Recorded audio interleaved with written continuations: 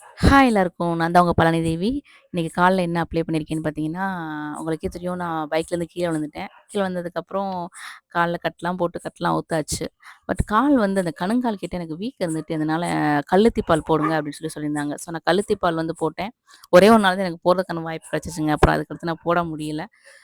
அப்புறம் வீட்டுக்கு வந்துட்டேன். வீட்டுக்கு வந்த பிறகு அப்புறம் தஞ்சாவூர் அந்த மாரி போயிட்டு வந்துட்டேன். போயிட்டு வந்த பிறகு பார்த்தீங்கன்னா, எனக்கு அந்த கணுங்கால்ல வந்து அந்த வீக்கம் மட்டும் இருந்துகிட்டே இருக்கு. ஒரு கால் பார்த்தீங்கன்னா சின்னதா இருக்கு. இன்னொரு கால் பார்த்தீங்க அப்படின்னா பெருசா இருந்துச்சு. அதனால அம்மா என்ன பண்ணாங்க அப்படின்னா, அடுப்பு கங்கு இருக்கும் பார்த்தீங்களா, அதுக்கடுத்து சுட சுட சோறு. அந்த கங்கு பார்த்தீங்கன்னா பயங்கரமா ஹீட் ஆச்சு. நான் வந்து கால்ல பூசவே மாட்டேன் அப்படின்னு சொன்னேன்.